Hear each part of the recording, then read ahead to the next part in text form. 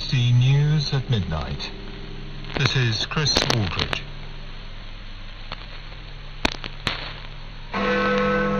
US forces have tonight hit targets near the Strait of Hormuz, saying the strikes were a response to an Iranian attack on a commercial ship in the strategically important waterway.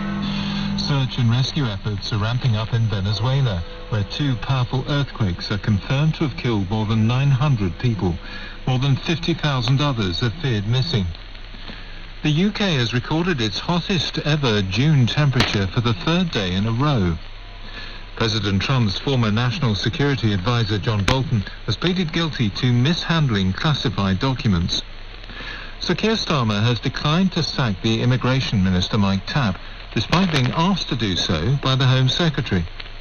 Also tonight, a final farewell to Radio 4 broadcasts on longwave. The US says it struck Iranian targets near the Strait of Hormuz tonight in response to an attack by Tehran on a commercial ship on Thursday. US Central Command says it targeted Iranian missile and drone storage locations and coastal radar sites. The US Vice President J.D. Vance says violence will be met with violence. Iran's Revolutionary Guard has said its forces will respond more extensively if there's any repeated aggression. Our correspondent Hal Griffith reports from Washington. It's just over a week since the United States and Iran both signed a memorandum of understanding, pledging to end conflict on all fronts and open the Strait of Hormuz. However, this latest escalation shows the ceasefire is fragile and being tested on both sides. The United States says its aircraft struck Iranian storage facilities and a coastal radar site in response to a drone hitting a commercial cargo ship travelling along the Omani coast in the strait. While the damage was limited and the ship was able to continue its journey, US Central Command described it as an unwarranted act of aggression by Iranian forces and said its military remained present to ensure the agreement was obeyed. In a post on social media, the US Vice President J.D. Vance said Iran could pick up the phone if it had a disagreement on how the memorandum was being applied. Iran state media is reporting that the Revolutionary Guard repelled the American attack on Sirik Island. Earlier in Washington, Israel and Lebanon signed a framework agreement which had been brokered by the United States after 5 rounds of negotiations. The U.S. Secretary of State Marco Rubio said it would begin to put in place a basis for peace. Lebanon's president said it was a first step to restoring sovereignty. But it comes as limited fighting has continued between Israeli forces and the Iran-backed armed group Hezbollah in southern Lebanon. More from our Global Affairs correspondent Sebastian Usher.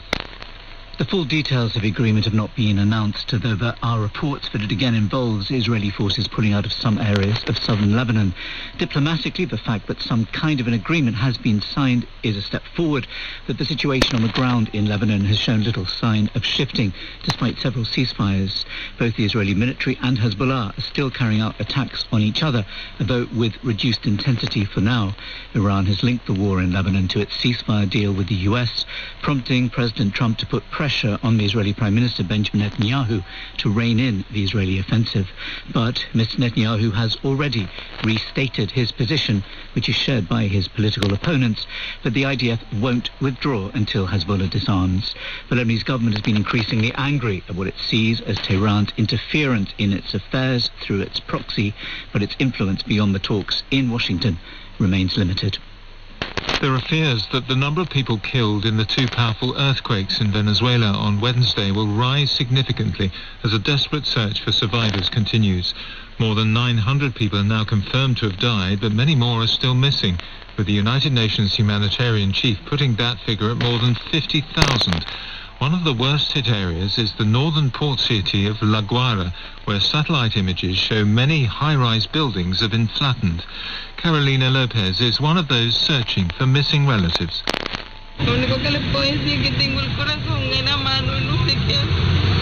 The only thing I can say is that I have my heart in my hands and I don't know what to do. That's the only thing I can say. I ask God for everything. There, where you see that destruction, nothing. I don't know where he is. There have been some moments of relief, such as this rescue of a woman pulled alive from the rubble earlier today.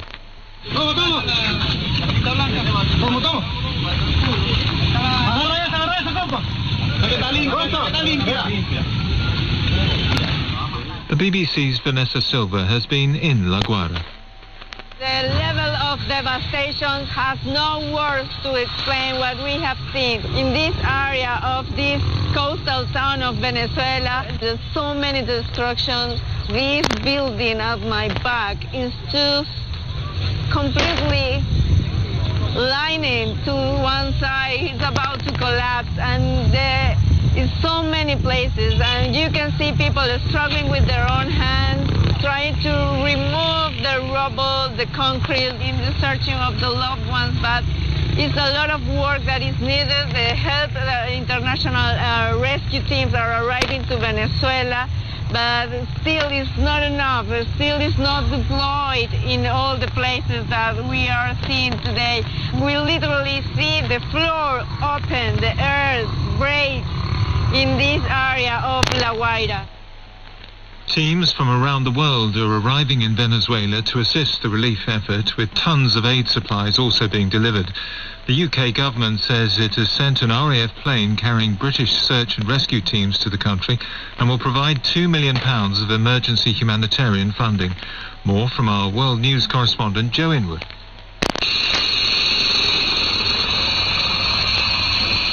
Working by torchlight, rescue teams in Caracas use angle grinders and their bare hands to search through the wreckage of collapsed buildings. Every now and again they fall silent to see if they can hear anyone knocking or crying for help. Then a shout goes up. There has been an aftershock and they move to safety. This was how much of the first 36 hours of the rescue operation was carried out. Local people working by hand. That spirit was praised by the acting president, Delcy Rodriguez, when she spoke to the nation a few hours ago. Lo que está expresando es el gran corazón de nuestro pueblo. This demonstrates the great heart of our people and their solidarity. No one has hesitated to go out into the streets to lend a hand to their Venezuelan brother or sister.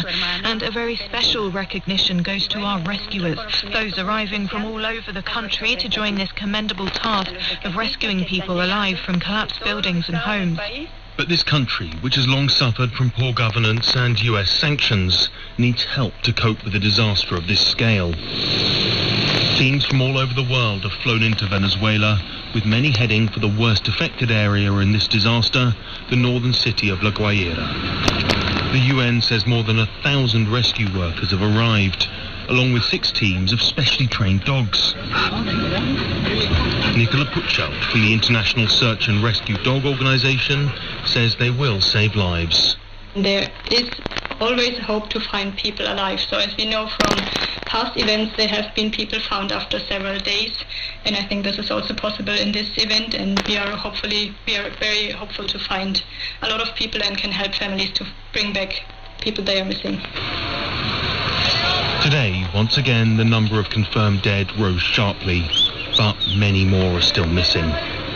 Even as a major international rescue effort gets underway, few doubt the true scale of this tragedy is only just beginning to emerge. A new record high temperature for June was set in the UK for the 3rd day in a row as heatwave conditions continue to affect parts of the country. The Met Office says a temperature of 37.3 Celsius was recorded at Santon Downham in Suffolk, topping the previous high of 36.7 Celsius in Somerset yesterday. Health leaders have warned that the unprecedented heat is having an impact on NHS services, as our health reporter Catherine Burns explains. When you think about NHS staff going above and beyond in a heatwave, it's not just doctors and nurses. At St Mary's Hospital in London, the estates team have been taking turns doing shifts on the roof, day and night, hosing down the rooftop chillers with cold water just to keep the air conditioning on inside. Essentially, keeping it continually doused with water is the only way that we can keep it cool enough in order to be able to keep it running. That's Ian Bateman, the Chief Operating Officer at Imperial College Healthcare. He says staff and patients have been brilliant, but it's not been easy.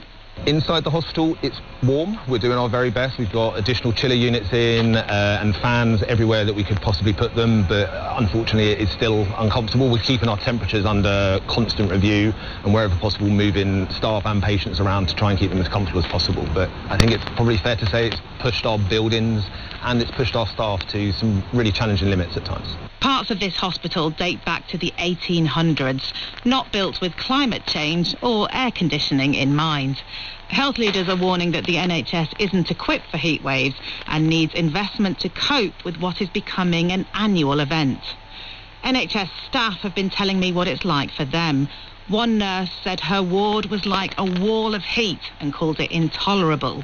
A midwife described mums and new babies struggling to cope with temperatures over 30 degrees in a postnatal ward. And an A&E doctor said the heating was still on in some parts of their hospital. They said staff were irritable and some patients were abusive. Amy Tompkins is a GP in Greater Manchester. Like so many others, our practice is converted residential rather than purpose-built, and general practice has limited resources to be able to cool the environment. We have one air conditioning unit in reception, so several of the doctors have been taking regular breaks to go and stand out there throughout their clinics. NHS England says its website pages on heat exhaustion have had more than 120,000 hits in the last 5 days. It says services are using well-tested plans to keep staff and patients safe, but is asking the public to use their common sense about being out in the heat and staying hydrated. The German Weather Service has said the country has hit its highest ever temperature on record at 41.3 Celsius. As large parts of Europe swelter under similar conditions to the UK, our correspondent Anna Holligan sent this report from the Dutch seaside resort of Kijkduin. On golden sand, stretching across the North Sea, toddlers splash in the waves and families seek relief in the sea breeze. Elsewhere, escaping the heat is far more difficult. The electronic music festival DEFCON 1 in the Netherlands was ended prematurely.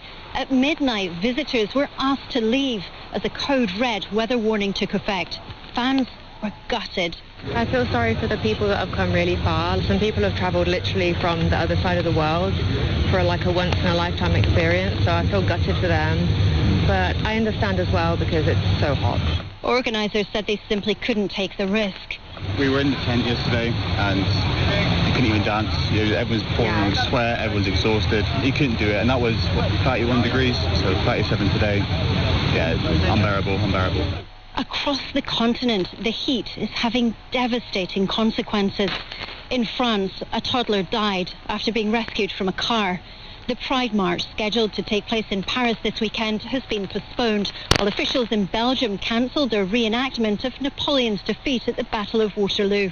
The World Weather Attribution Group of scientists said the record-breaking heat gripping Europe is unmistakably linked to climate change, and such temperatures would have been virtually impossible 50 years ago.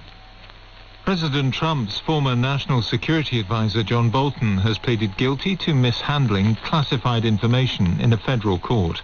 Mr. Bolton, who's become a fierce critic of Mr. Trump, made his admission as part of a deal which could see him go to prison for up to 5 years. More from our North America editor, Sarah Smith. John Bolton amassed various amounts of national defence information in the notes he took when he was researching his 2020 memoir, The Room Where It Happened. He then used a personal email account and a messaging app to share that information with 2 members of his family who did not have security clearances. His email account was later accessed by a hacker allegedly linked to Iran. Under the plea agreement he struck, he will serve no more than 5 years in jail and will have to pay a fine of over $2 million. A former top advisor to President Trump, Mr. Bolton has become one of his most outspoken critics. When he was first charged, he sought to portray the investigation as part of President Trump's push to use the justice system to target his political enemies. Today he admitted the charges and said he was sorry for it.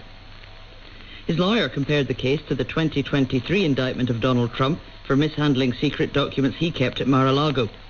The judge overseeing that case dismissed those charges before it went to trial. President Trump has threatened to impose a 100% import tariff against any country that targets US firms with a digital services tax, including the UK. The EU has vowed to respond swiftly and decisively if Mr. Trump carries out his threat. The Russian-controlled authorities in Crimea have declared a state of emergency after Ukrainian attacks disrupted fuel supplies. Moscow says the move is designed to keep essential services running. President Zelensky of Ukraine has announced what he calls a 40-day influence campaign aimed at forcing Russia to negotiate. Our Eastern Europe correspondent Sarah Rainsford sent this report from Lviv. First, there was fuel rationing and power cuts. Now there's a state of emergency in Crimea as Ukraine steps up its drone attacks on the peninsula. After making this announcement, the Russian-appointed governor, Sergei Aksyonov, had to reassure residents it wouldn't mean restrictions on their movement or a curfew. He said it was about cutting bureaucracy to take rapid decisions. But Ukraine is focusing its military strikes on and around Crimea like never before, and that's having a major impact. On social media, people are posting videos of shopping centres with no power and long queues of cars towards the main bridge as people head for the Russian mainland. Even children's summer camps have been suspended for safety.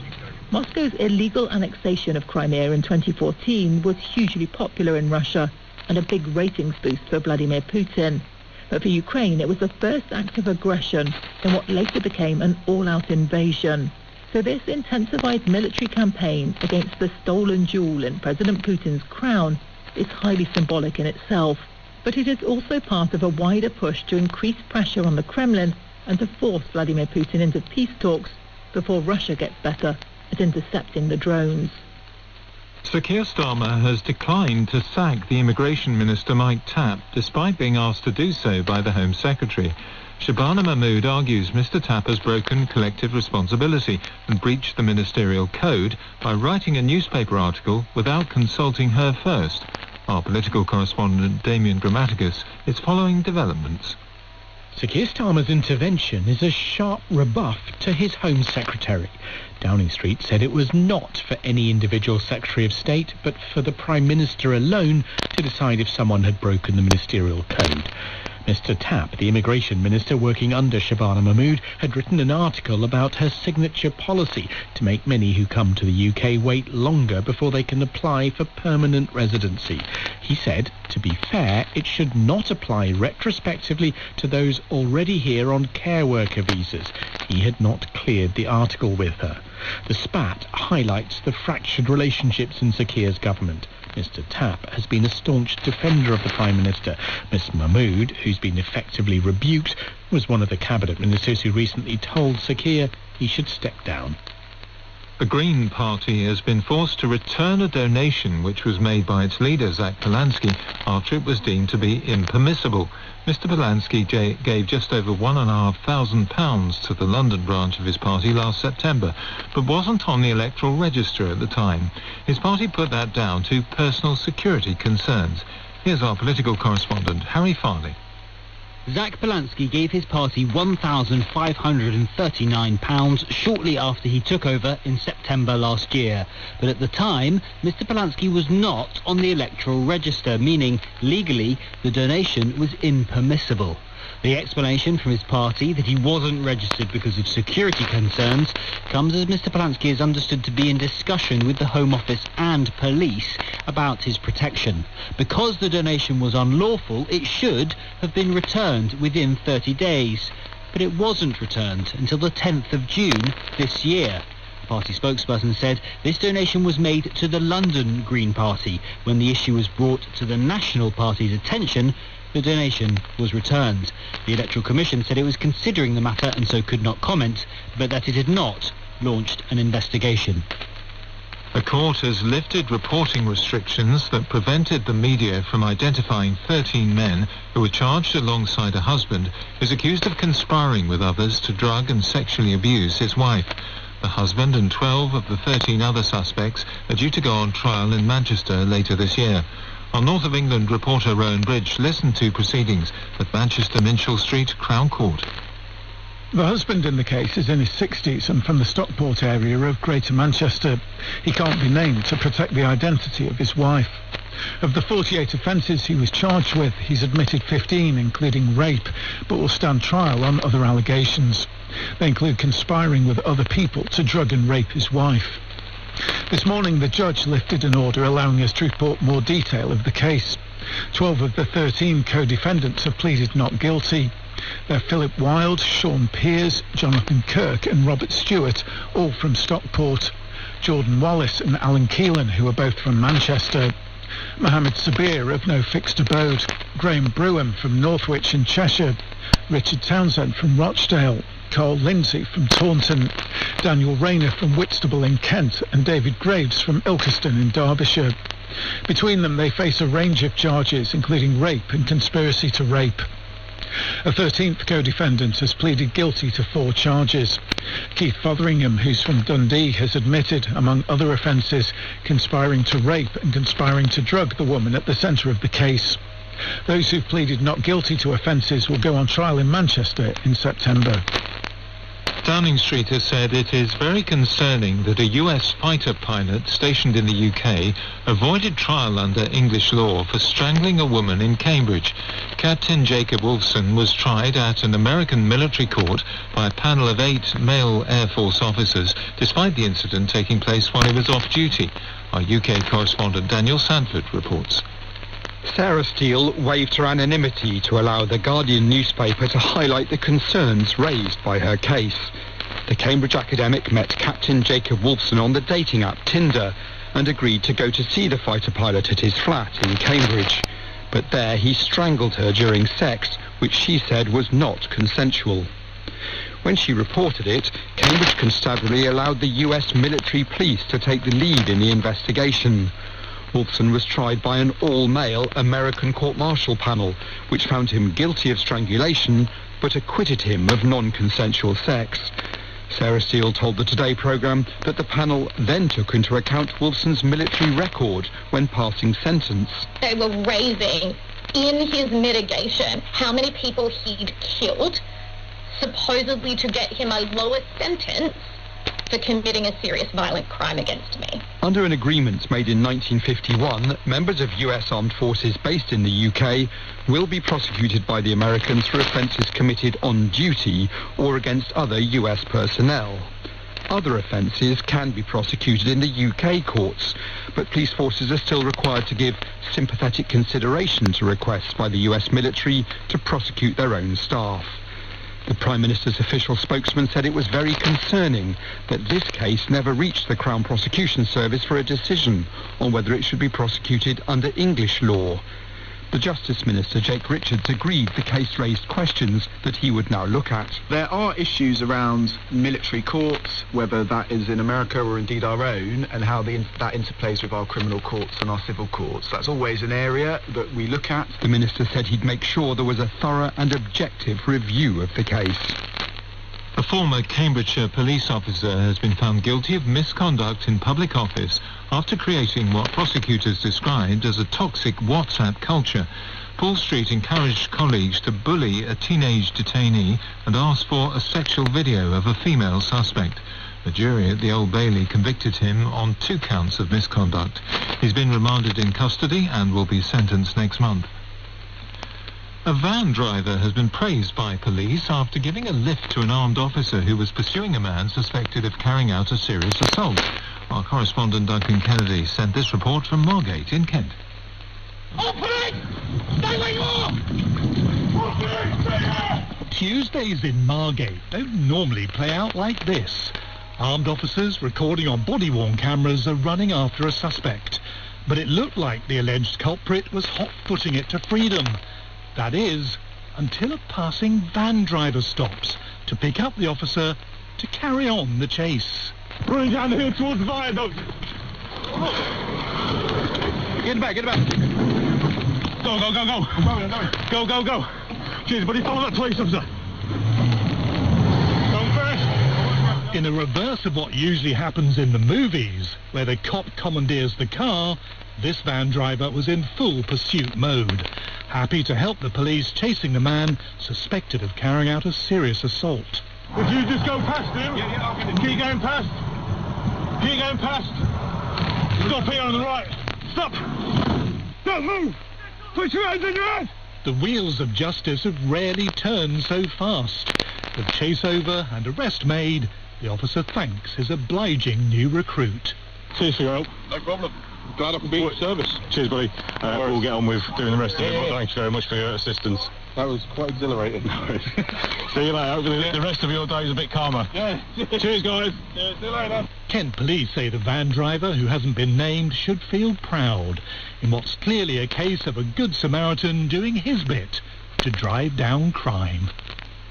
In cricket, on day 2 of the third and deciding test match of the series, England brought themselves back in contention against New Zealand at Trent Bridge. England took all 10 wickets for 121 runs to dismiss the tourists for a first innings total of 438. The returning captain Ben Stokes ended up with 4 wickets. In reply, England's opening batsman Ben Duckett hit an 88-ball century to leave his side 223 for 2 at the close, trailing the tourists by 215 runs with 8 wickets in hand. Radio 4 broadcasts on longwave will end in just over half an hour's time. The BBC began broadcasting on the frequency from its original transmitters in Daventry in Northamptonshire in 1925, before switching to a new transmitting station in Worcestershire. Our media correspondent David Sillito reports. Ready for number 3. All ready. Right, let her go. 1934 and the beginning of an engineering marvel. Stand by to run up the high-tension machine. The powerful long-wave transmitter masts at Droitwich, 213 metres high, along with 2 sister stations in Berghead and Westerglen in Scotland, ensured the BBC was a truly national service. This is the national programme from London, radiated by the new long-wave transmitter at Droitwich.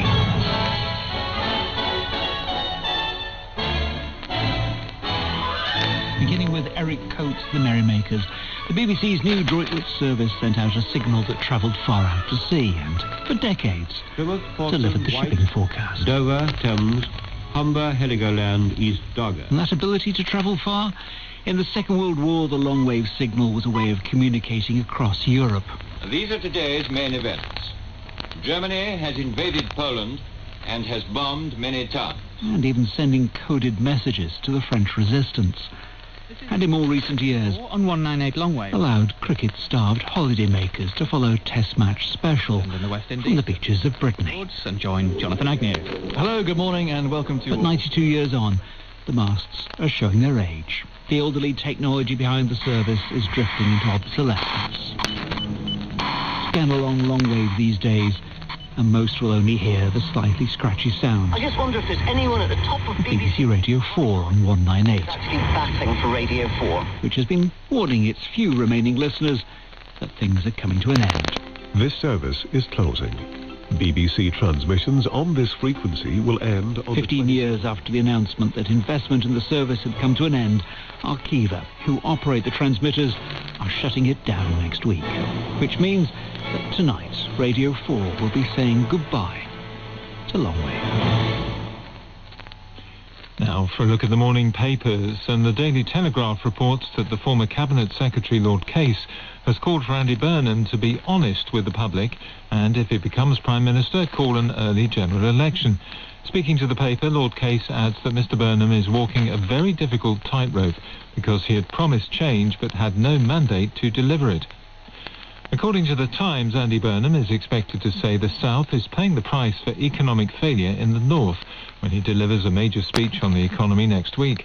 What the paper calls Mr Burnham's first big policy speech since Sir Keir Starmer's resignation, he's due to set out a strategy which would see Whitehall budgets slashed and money diverted to regional mayors. The Sun says that Prince Harry is to take his children to see his mother's grave for the first time during their trip to the UK next month. The visit is reportedly due to take place days after what would have been Princess Diana's 65th birthday. The headlines again. US forces have tonight hit targets near the Strait of Hormuz, saying the strikes were a response to an Iranian attack on a commercial ship in the strategically important waterway. Search and rescue efforts are ramping up in Venezuela, where 2 powerful earthquakes are confirmed to have killed more than 900 people. More than 50,000 others are feared missing. The UK has recorded its hottest ever June temperature for the 3rd day in a row.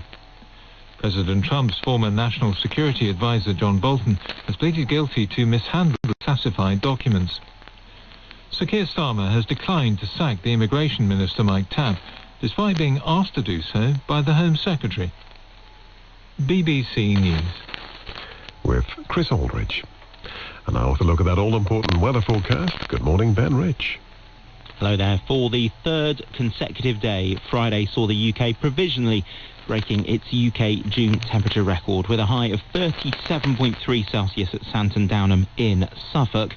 Bournemouth in Dorset recorded 14.2 hours of sunshine, but it wasn't like that everywhere. There were some really big downpours and thunderstorms around, and at Loch Glasgarnock in the Highlands we recorded 51.2 millimetres of rain, over 2 inches of rain in the space of 24 hours. Stornoway in the Western Isles only got to 14.8 degrees Celsius, and there is some cooler weather on the way as we head through this weekend. Probably a relief for many, but in the short term, for Saturday, the Met Office still has an amber warning of extreme heat. This covers parts of eastern and southeastern England, valid until 9 o'clock on Saturday evening, because we are still going to see some pretty high temperatures across that southeast corner as we go through the next 24 hours. Now, through the rest of the night, across England and Wales, long clear spells. A few showers clipping into the southeast of England and East Anglia. Northern Ireland and Scotland seeing more in the way of cloud, and still some showers here, especially in the north of Scotland, where there will be some further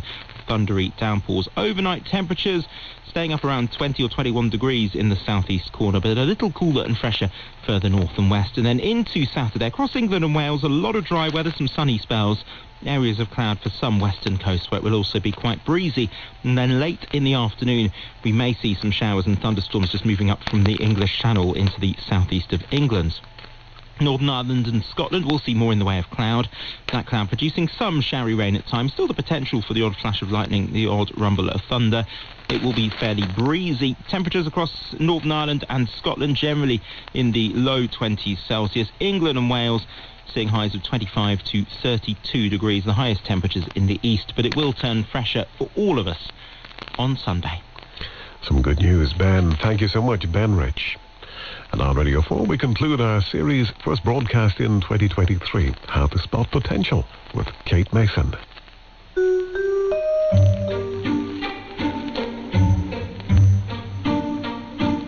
I'm just going to test my own potential now. I've found this website which has sample tests that might be used to assess the way I think. It's called a Cognitive Assessment Predictive Index.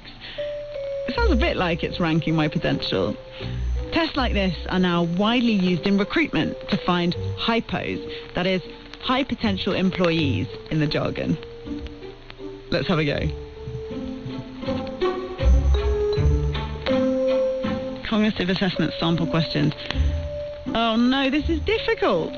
Choose the word that is most nearly the opposite of commend. Comply, certify, criticise, prevail, dissuade. Oh, the most nearly the opposite. God, I didn't read the question. I feel like that's quite bad, isn't it? Commend, criticise. Show answer. The correct answer is criticise. Cool. All right, should we just assume I get them all right?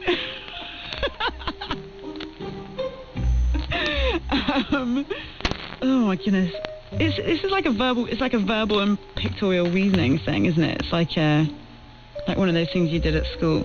Two figures above share a common feature. One of the figures below does not share the same feature. Which figure below does not share this common feature? Oh no. Oh, it's A. I can handle that. 20. Correct answer is 20. They've done some stuff about maths again. Question 7 of 7, thank God. Which of the figures below the line will replace the question mark following the sequence of figures shown? It's been a long day, potential spotters.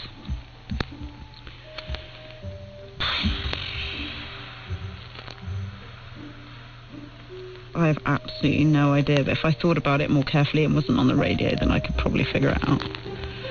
I'm just going to pick... Oh God, I'm too competitive. Help.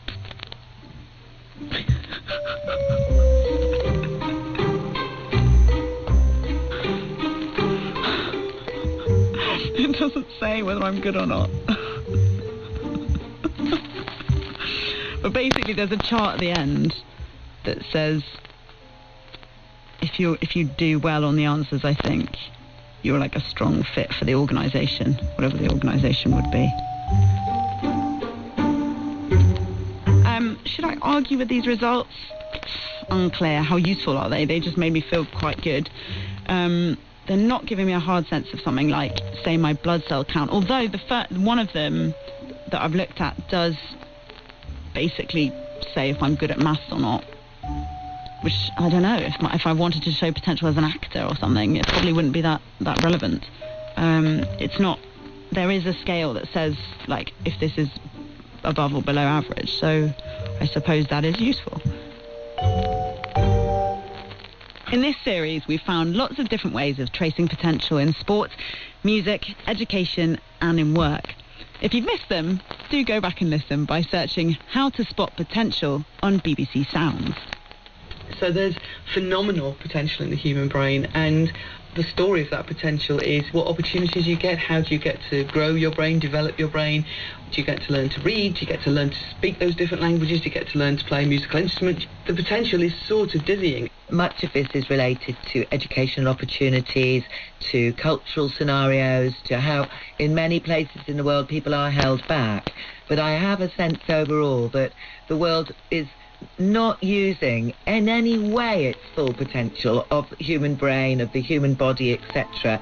And that feels very sad at this point in time because we've got so many problems to solve. In this last episode, I want to look into the future. And it's a tricky one. We seem to be at a point where big changes are happening in society that might contradict everything we've learned in this series about identifying and maximising potential. When considering human potential, we now need to ask, what is that potential for?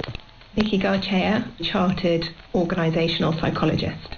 20 years ago, if you asked me about potential as a psychologist, I might have talked to you about general intelligence, the capacity to be intelligent and therefore pass anything, do well, and that would be why people do well in things like the 11 plus. It's a score of general intelligence. Well, now with things like ChatGPT, it can do so much of those types of things, numerical testing, verbal reasoning testing. So if machines can do well in those activities, what does potential and what replaces that view of general intelligence? And it will be things like my capacity to analyse, my capacity to be creative, but coupled with empathy and influencing skills, things that we won't be able to solely rely on automation to deliver. Nikki is thinking about what the growth of technology means in the workplace and how it moves the goalposts. This year, the World Economic Forum released data in relation to the business skills that we need to have alongside automation. And they were highlighting that at least 34% of all of the organisations they'd surveyed had an element of automation in roles. And in the next 5 years, it will go up to 42%. And if we've got 42% of many roles globally in the workplace having an element of automation, then potential will start to evolve. It's really the question of, if the machine can release some potential in so many ways, what can the human do? And what that machine-realised human potential of the future might be, and how we get there, is also being considered much more widely, far beyond the world of work, across subjects as diverse as medical science, computer gaming, and space exploration. I'm Ghislaine Boddington. I'm a reader in digital immersion at the School of Design at the University of Greenwich, and I also run the creative collective Body Data Space. At the moment, I'm looking at the augmentation of the body, potentially to support us through life, a kind of scenario where we'd have an ally or a companion or a co-worker working with us. Ghislaine's investigations are part of global research, taking in both the practicalities and ethics of technological advances and thinking about how our potential could be augmented or realised in all manner of our lives through the creation of digital twins. computer-generated versions of ourselves. The modelling of a digital human, a digital me, that would be there to work with me, to support me in different ways. So are we thinking like a kind of like a demon in Northern Lights, where you've got a little animal companion who can talk to you about your emotions and various other things? Or are we talking about like a sort of digital slave that we can get to do things like the washing up? What sort of thing are we thinking about here? The demon example is very good, actually, because we are talking here about something that would be with you all the time. And my concept is based on having a real-time virtual body interface that's with me from birth, grows up with me and learns about the world alongside me, advises and supports across many aspects of life. Could be mental health, could be supporting your work, fitness, etc. And actually collaborates with me on my work, on my social life. So it could be an avatar, it could be robotic or holographic, or all three. There are already many examples of this in different sectors. Digital human twin modelling for the medical sector is well advanced, and in the space sector too. But also we know it more on a day-to-day level. We know it in the fitness sector and obviously in the gaming sector. So I have a Whoop, one of those things that tells you how you slept and how your heart rate is doing.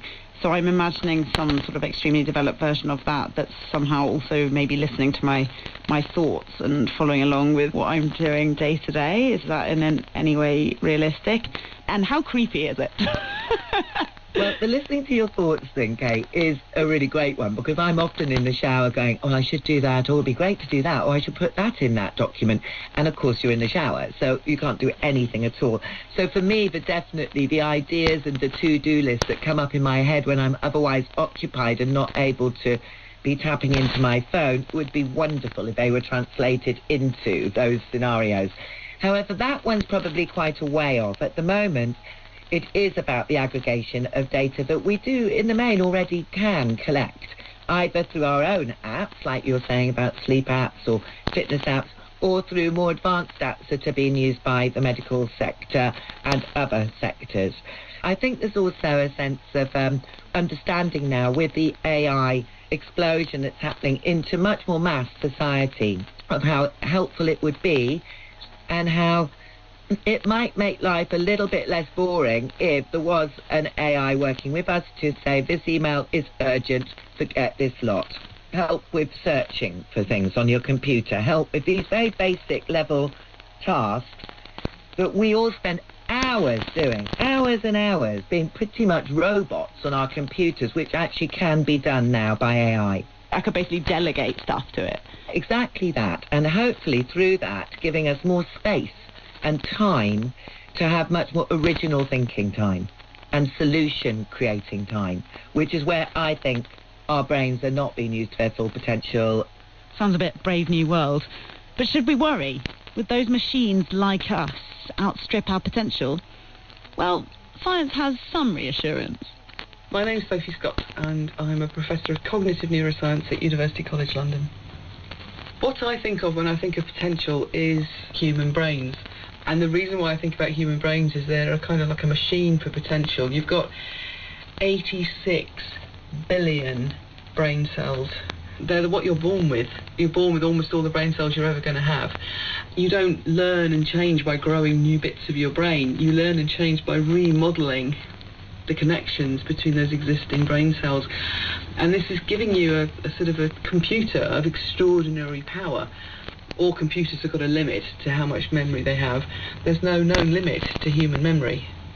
There's no known limitation on the number of languages a human can learn to speak. The limitation is time. Human brains are unbelievably full of potential. It's also the case that there is substantial evidence for individual differences along lots of different parameters. Thinking about the language example, there's quite good evidence now that some people are really good at hearing differences in speech sounds from other languages, and other people are really good at learning to produce them, and they're not necessarily the same people. They're two different ways in which people vary. But that's only going to be found out if you have that opportunity. It's a case of both, I think, embracing and giving the potential to everybody to find out what their brains can do. And there might be something really particular, very special about your brain Well, I hope you get the opportunity to find out about it. Throughout this series, we've considered potential largely in young people, from spotting teenage sports stars or musicians to entering university and getting on the career ladder. But satisfyingly, Sophie says it's not all about them. You are going to be better at learning a new language when you're a child, partly because you don't have to go out to work for a living and things like that, but also there does seem to be a sort of critical period for really getting good at speaking a new language, for example, at that age. But actually, although there's some individual variation, most people will be able to pick up a new language with time and with desire to do so throughout their whole lives. Your brain is plastic, it's flexible. So there we have it.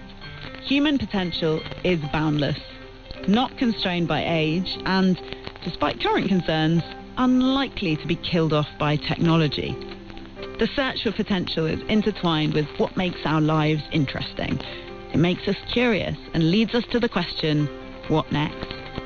And while it might be an individual trait, it's also something that relies on others, those who give us a chance, see something in us, spot our potential.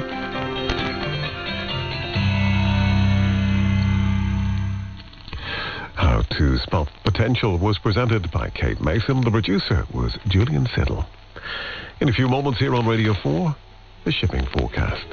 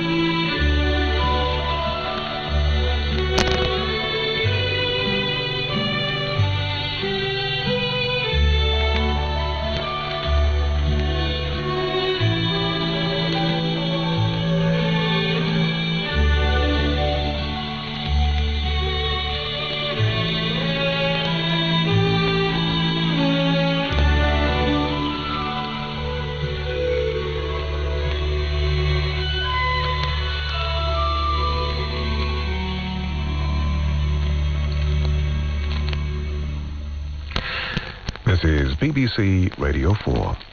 Now, the shipping forecast issued by the Met Office on behalf of the Maritime and Coast Guard Agency at 0015 on Saturday, the 27th of June, 2026.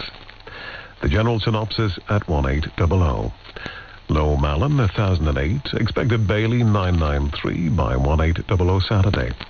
New High, expected German Bight, 1016 by same time. The area forecast for the next 24 hours. Viking, north at Sierra, south at Sierra.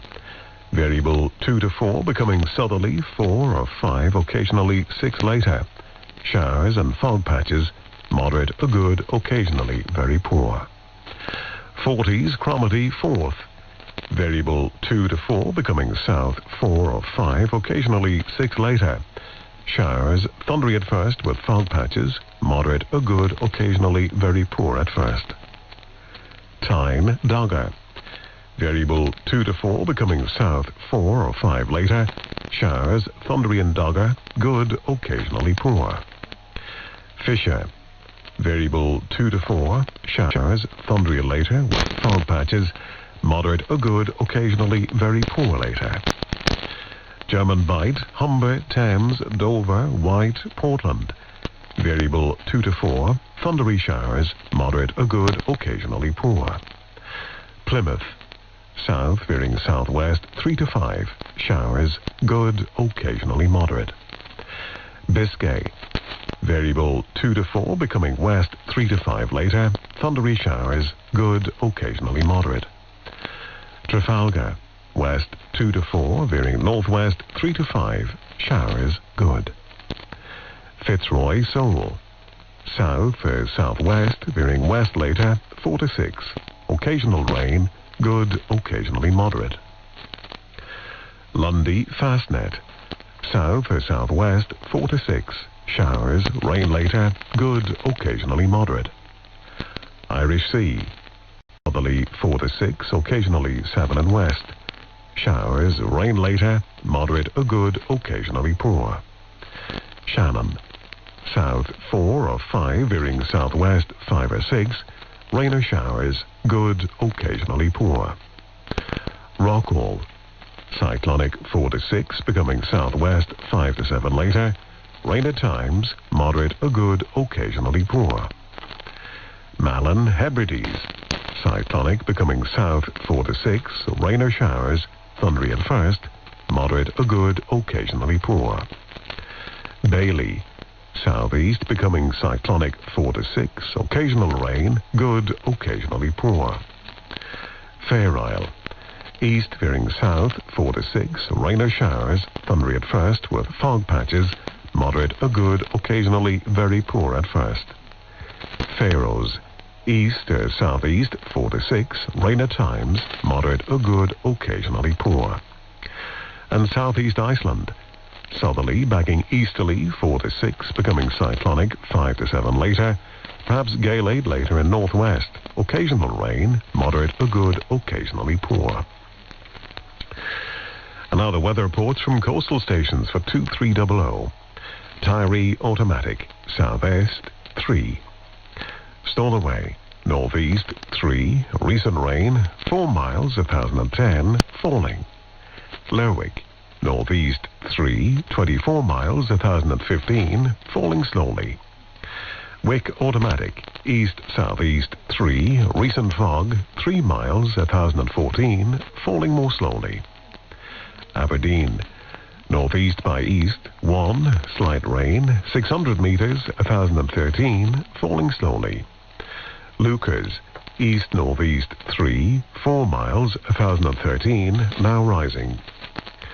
Boomer, northeast by north 2, fog 200 meters 1013, rising more slowly.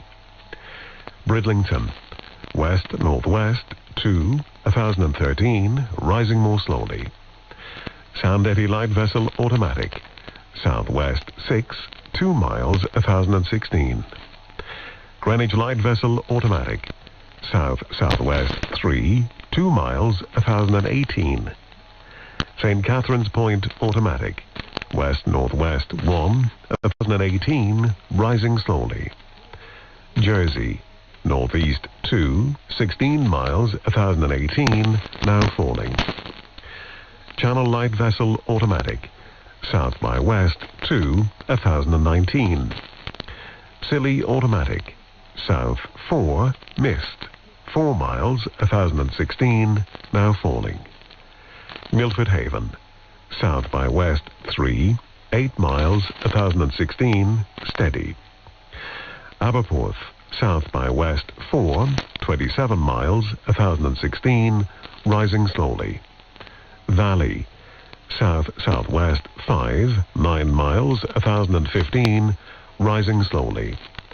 Liverpool Crosby, west 3, 14 miles 1015, rising more slowly. Valencia, south by east 3, 22 miles 1010, now falling. Ronaldsway, south 5, mist, 5 miles 1013, rising slowly. Malin Head, east by south 2, 7 miles 1007, falling. And Machrihanish automatic, east-southeast 4, recent drizzle, 5 miles 1010, rising slowly. And here's the weather forecast for the inshore waters of Great Britain and Northern Ireland, valid for the following 24 hours, issued by the Met Office at 2300. The general situation: a strengthening southwesterly flow will affect northern and western waters on Saturday, while a slack and humid flow continues to affect waters elsewhere. During Sunday, a change to a westerly flow will spread fresher conditions eastwards across all parts. Cape Wrath to Rattray Head, including Orkney.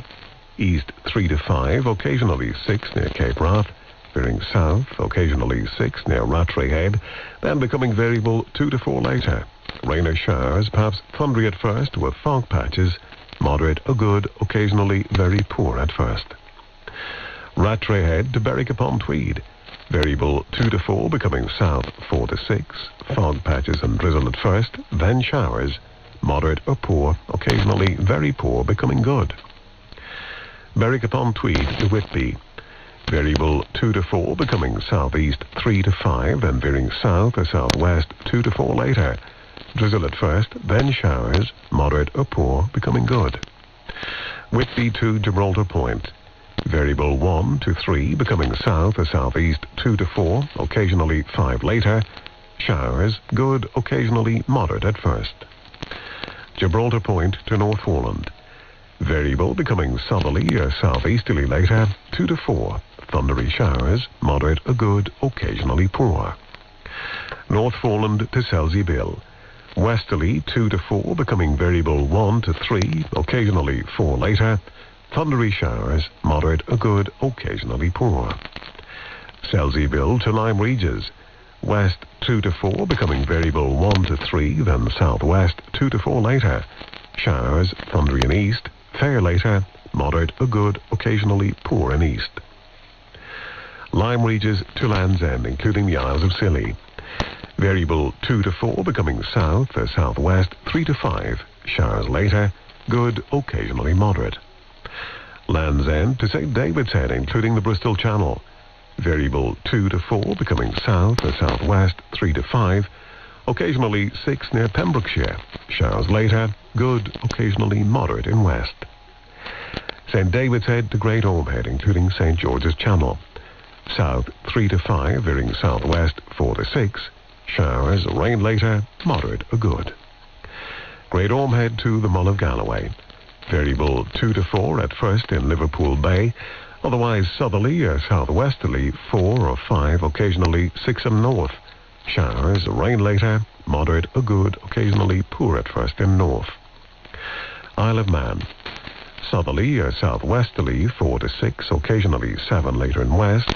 Fog patches at first, rain later. Moderate or good, occasionally very poor at first. Loch Foyle to Carlingford Loch.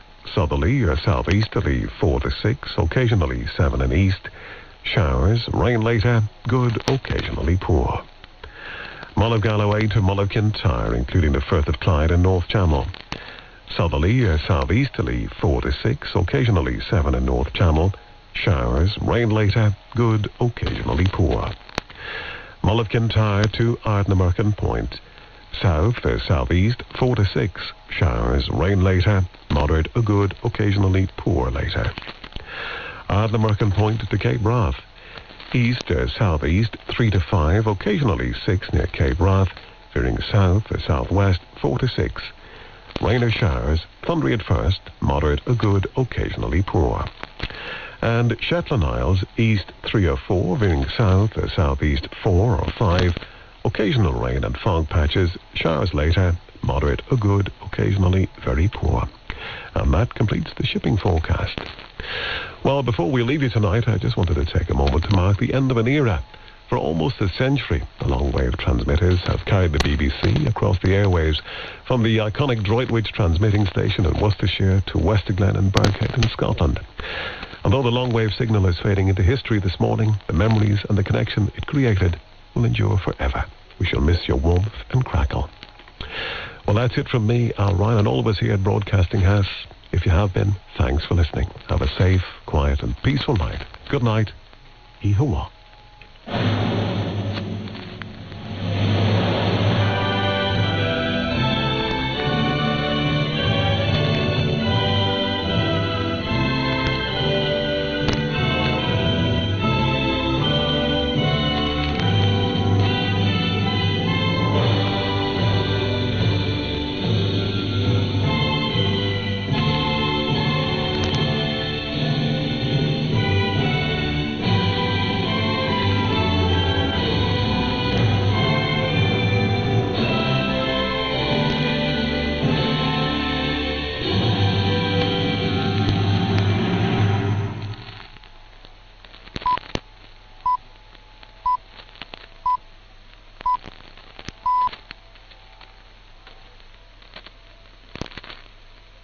You are listening to 198 kHz longwave. BBC Radio 4 is no longer available on this frequency. However, you can find Radio 4 many other ways. You can find BBC Radio 4 online via BBC Sounds. Radio 4 is available on DAB digital radio and through your digital television, including Freely. Radio 4 is also available via FM radio on 92 to 95 MHz and 103 to 105 MHz. Plus, you can listen via your smart speaker. Just say, play Radio 4. Information on how to listen can be found on the BBC website at bbc.co.uk/reception.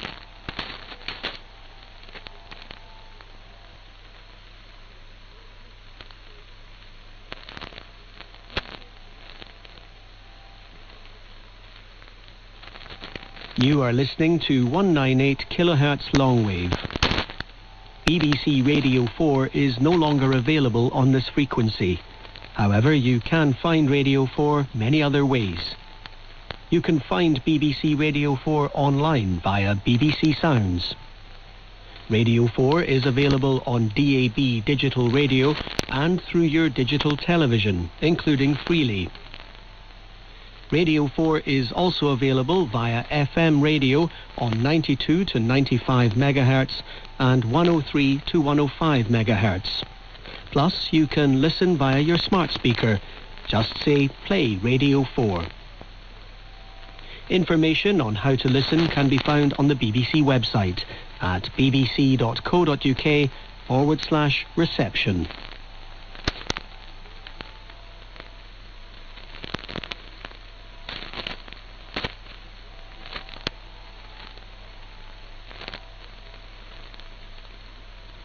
You are listening to 198 kHz longwave. BBC Radio 4 is no longer available on this frequency. However, you can find Radio 4 many other ways. You can find BBC Radio 4 online via BBC Sounds.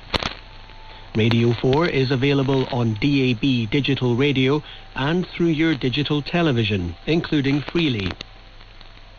Radio 4 is also available via FM radio on 92 to 95 MHz and 103 to 105 MHz. Plus, you can listen via your smart speaker. Just say, play Radio 4. Information on how to listen can be found on the BBC website at bbc.co.uk/reception.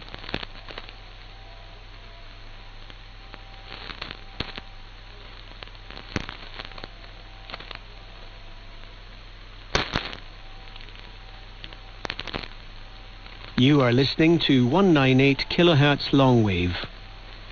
BBC Radio 4 is no longer available on this frequency. However, you can find Radio 4 many other ways. You can find BBC Radio 4 online via BBC Sounds. Radio 4 is available on DAB digital radio and through your digital television, including Freely.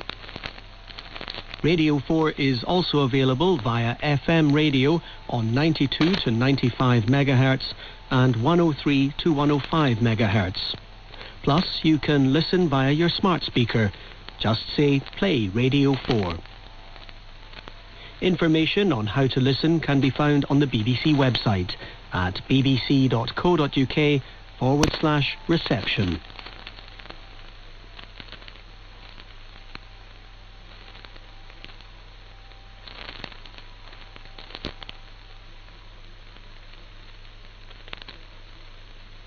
You are listening to 198 kHz longwave.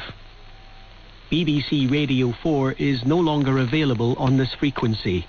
However, you can find Radio 4 many other ways.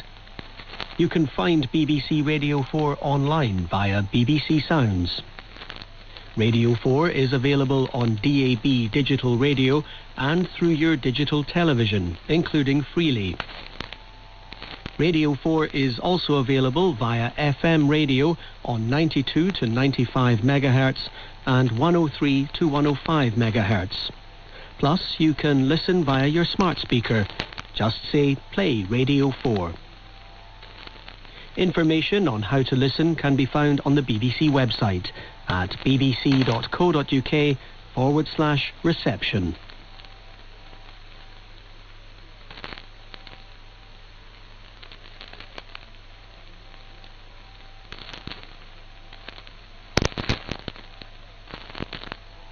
You are listening to 198 kHz longwave. BBC Radio 4 is no longer available on this frequency. However, you can find Radio 4 many other ways. You can find BBC Radio 4 online via BBC Sounds. Radio 4 is available on DAB digital radio and through your digital television, including Freely. Radio 4 is also available via FM radio on 92 to 95 MHz and 103 to 105 MHz. Plus, you can listen via your smart speaker. Just say, play Radio 4. Information on how to listen can be found on the BBC website at bbc.co.uk/reception.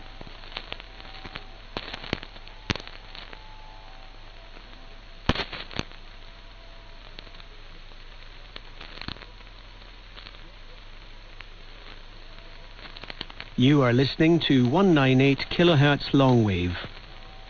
BBC Radio 4 is no longer available on this frequency. However, you can find Radio 4 many other ways. You can find BBC Radio 4 online via BBC Sounds. Radio 4 is available on DAB digital radio and through your digital television, including Freely. Radio 4 is also available via FM radio on 92 to 95 MHz and 103 to 105 MHz. Plus, you can listen via your smart speaker. Just say, play Radio 4. Information on how to listen can be found on the BBC website at bbc.co.uk/reception.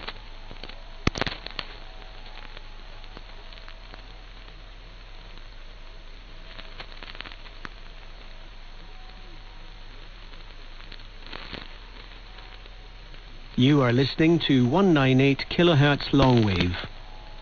BBC Radio 4 is no longer available on this frequency. However, you can find Radio 4 many other ways.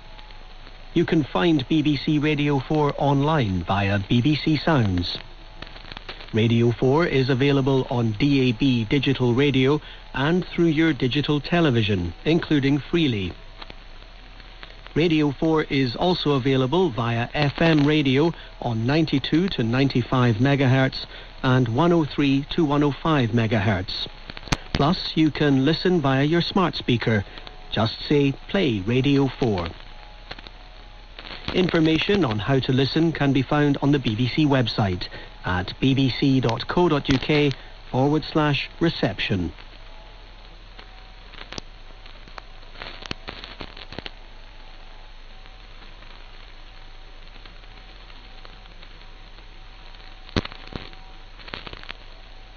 You are listening to 198 kHz longwave. BBC Radio 4 is no longer available on this frequency. However, you can find Radio 4 many other ways. You can find BBC Radio 4 online via BBC Sounds.